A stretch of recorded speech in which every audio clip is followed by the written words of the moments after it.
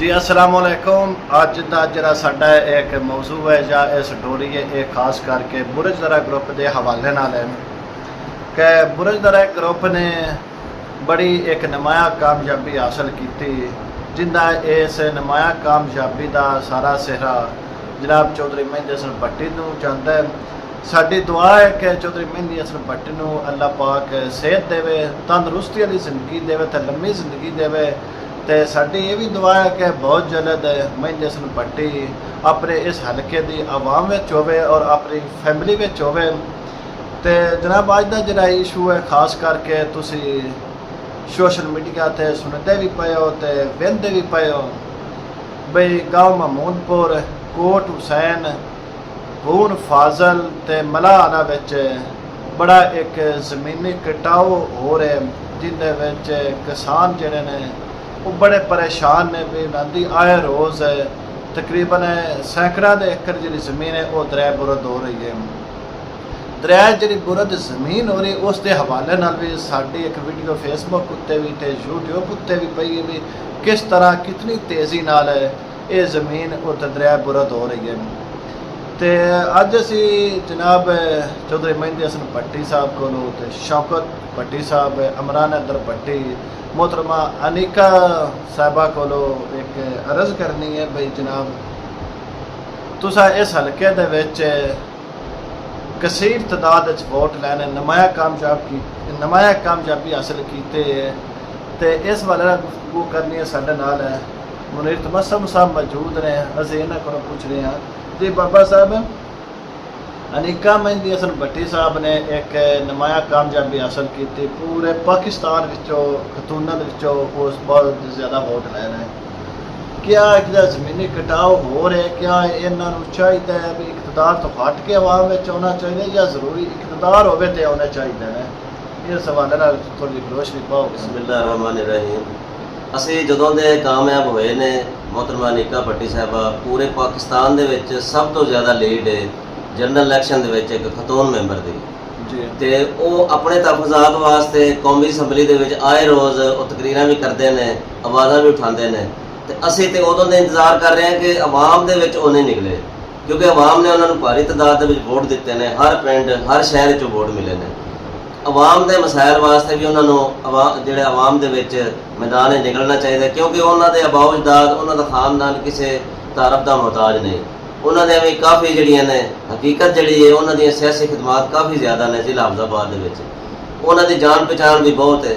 उन्होंने भाई MNA रहे ने, वालद MNA रहे ने, सूबाई वजीर रहे ने, वफाकी वजीर रहे ने। तो सानू सिर्फ उन्होंने अफसोस है कि आवाम के मसाइल सुनने वास्ते क्या इहदा हुकूमत दे विच होना जरूरी है? अगर हुकूमत च नहीं है तो इकतदार दे विच नहीं है, MNA तो है ना, वो कौमी असैंबली के मैंबर ने, कौमी असैंबली के जाते हैं, उन्होंने बकायदा बोलने की इजाज़त है। तो फिर आवाम में आके आवाम के मसाइल क्यों नहीं पुछते?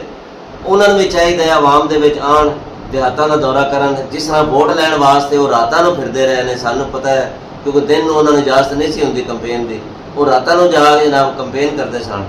हुण दिन की रोशनी के MNA ने, वो तो खतून है, उन्होंने कोई परचा नहीं, कोई कुछ नहीं।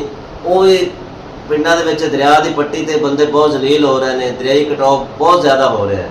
और उन्होंने भाई ने भी शौकत भट्टी साहब जो MNA सन, असीं बकायदा नाल विजिट किया सी, उन्होंने भी बकायदा दावा भी किया। उन्हें सानू दस्सिया कि मैं मंजूर करवा रहा नाकू इत्थों भूण फाजल तो लैके हैड कादराबाद तक असीं विजिट किया। असीं खुद उन्होंने नाल गए हैं, लेकिन वो ना कोई नाकू बने ने, कोई उन्होंने जिमीदारां दा किसानां दा कोई हल नहीं होया। असीं आ 2 दिन हो गए ने भूण फाजल दे विच खुद अपनी अखां नाल दहशतनाक जिहड़ा मंजर है ना असीं खुद देख के आए हैं, किवें ज़री ज़मीन जिहड़ी है ना इंज टुकड़ियां दे विच दरिया दे विच जा रही है। तो साडी अपील है बतौर साफ़ी, बतौर अवामी नुमाइंदे, बतौर जिहड़ा असीं शहरी जिहड़ा जिला हफजाबाद दे असीं शहरी हाँ, तो असीं एक अवामी नुमाइंदे होंदे आ। इन्हों असीं अवामी नुमाइंदे तो हैं भावें हुकूमत नहीं हैं, क्योंकि अवाम ने वोट दे के इन्होंने मुंतखब किया है। तो साडी अपील है कि तुसीं भी अवाम में निकलो, जिहड़े मुंतखब ने चलो तो जो करते पे ने जो हो रहा उन्होंने कोलों तुसीं भी अपना हक रखते हो। अवाम जिन्हां कोल वोट लै ने उन्हां कोल आउण दा, उन्हां दे मसाइल सुणन दा तुसीं हक रखते हो। उन्हां दी आवाज़ जाके तुसीं कौमी असैंबली दे विच वान अगे वाने वाला तक पहुँचा सकते हो। ਸਾਡੀ ਇਹ ਅਪੀਲ ਹੈ ਕਿ ਤੁਸੀਂ ਵੀ ਆਵਾਮ ਵਿੱਚ ਚਾਹੋ ਤੇ ਆਵਾਮ ਦੇ ਮਸਾਇਲ ਸੁਣੋ। ਅੱਛਾ ਬਾਬਾ ਜੀ, 8 ਫਰਵਰੀ ਤੋਂ ਬਾਅਦ ਅਸਾਂ ਵੇਖਿਆ ਸਖਤੀਆਂ ਵੀ ਨੰਦ ਤੇ ਆਈਆਂ ਤੇ ਰਹਿਤ ਵੀ ਨੰਦ ਮਿਲੀ ਹੈ ਪਰਚਾ ਤੋਂ ਹਟ ਕੇ। ਚਲੋ ਪਰਚਾ ਉਸੇ ਸ਼ੌਕਤ ਭੱਟੀ ਸਾਹਿਬ ਤੇ ਉਸੇ ਜਾਂ ਇੱਕ ਦੋਨੀਆਂ ਤੇ ਮੀਆਂ ਚੌਧਰੀ ਜ਼ਮੀਰ ਹਸਨ ਭੱਟੀ ਸਾਹਿਬ ਨੇ, ਉਹ ਵੀ ਇੱਕ MP ਨੇ, ਉਹਨਾਂ ਨੂੰ ਵੀ ਹਲਕਾ PP 38 ਦੇ ਵਿੱਚ ਅਸਾਂ ਇਸ ਤਰ੍ਹਾਂ ਖਾਸ ਨਹੀਂ ਵੇਖਿਆ ਵੀ ਆ ਜੋ ਵੀ ਫਲਾਣੇ ਜਗ੍ਹਾ ਤੇ ਦੌਰਾ ਕਰ ਜਾਂ ਫਲਾਣੀ ਥਾਂ ਤੇ ਕਹਿ ਜਾਂ ਫਲਾਣੀ ਥਾਂ ਤੇ ਨਹੀਂ। ਤੇ ਬਾਕੀ ਨੰਦਾ ਕੋਲ ਮੁਕੰਮਲ ਹਲਕਾ ਹੈ, ਪੂਰਾ ਜ਼ਿਲ੍ਹਾ ਹਫਜ਼ਾਬਾਦ ਹੈ। ਨੰਦਾ ਦੂਸਰੇ ਭਾਈ ਨੇ ਇਮਰਾਨ हैदर भट्टी साहब ने, शफाकत साहब ने, सिकंदर नवाज है, होर भी है, ਜ਼ਮੀਰ ਹਸਨ ਸਾਹਿਬ MP ਨੇ हाँ जी। ਹਫਜ਼ਾਬਾਦ ਦੇ। ਤੇ ਹੋਰ ਵੀ ਹੈ, ਲੇਕਿਨ ਅੱਜ ਤੱਕ 8 ਫਰਵਰੀ ਤੋਂ ਬਾਅਦ ਉਹ ਇਸ ਹਲਕੇ ਵਿੱਚ ਨਹੀਂ ਆ ਕੇ ਉਹਨਾਂ ਕਦਮ ਰੱਖਿਆ। ਇਹਦਾ ਇਹ ਨਹੀਂ ਮਤਲਬ ਹੈ ਵੀ ਅਸੀਂ ਇਕਤਦਾਰ ਵਿੱਚ ਹੋਈਏ ਤੇ ਤਾਂ ਹੀ ਅਸਾਂ ਇੱਥੇ ਆਉਣਾ, ਵਰਨਾ ਇਹ ਨਹੀਂ ਹੁਣ ਆਉਣਾ। ਦੇਖੋ ਨਾ, ਇੱਕ ਜ਼ਿਲ੍ਹਾ ਹਫਜ਼ਾਬਾਦ ਦਾ ਕਾਫੀ ਮਸ਼ਹੂਰ ਮਾਰੂਫ ਖਾਨਦਾਨ ਹੈ, ਭੱਟੀ ਖਾਨਦਾਨ ਹੈ। ਉਹਨਾਂ ਨੇ ਇਕਤਦਾਰ ਦੇ ਵਿੱਚ ਬਹੁਤ ਜ਼ਿਆਦਾ ਉਹਨਾਂ ਨੇ ਦੌਰ ਕੱਢੇ ਨੇ, PP ਦੇ ਵਿੱਚ ਰਹੇ ਨੇ, ਕਾਬ ਲੀਗ ਦੇ ਵਿੱਚ ਰਹੇ ਨੇ, ਨਵਾਜ਼ ਸ਼ਰੀਫ ਦੇ ਨਾਲ ਰਹੇ ਨੇ। ਤੇ ਹੁਣ ਉਹਨਾਂ ਕੋਲ ਇੱਕ MNA ਦੀ ਸੀਟ ਹੈ, ਇੱਕ MPA ਦੀ ਸੀਟ ਹੈ, ਔਰ MNA ਦੀ ਸੀਟ ਪੂਰੇ ਜ਼ਿਲ੍ਹੇ ਦੀ ਇੱਕੋ ਸੀਟ ਦੇ, ਤੇ MPA ਦੀ ਸੀਟ ਵੀ ਸ਼ਹਿਰ ਹਫਜ਼ਾਬਾਦ ਦੀ, ਉਹ ਵੀ ਅਹਿਮ ਸੀਟ ਹੈ। ਲੇਕਿਨ ਕਦੀ ਆਵਾਮ ਵਿੱਚ ਨਹੀਂ ਨਿਕਲੇ। ਸਾਨੂੰ ਤਾਂ ਇਹਦੀ ਸਮਝ ਨਹੀਂ ਆ ਰਹੀ ਕਿ ਕਿਆ ਜਦੋਂ ਹੁਕੂਮਤ 'ਚ ਹੋਣਾ ਤਾਂ ਹੀ ਉਹਨਾਂ ਆਵਾਮ ਵਿੱਚ ਜਾਣਾ।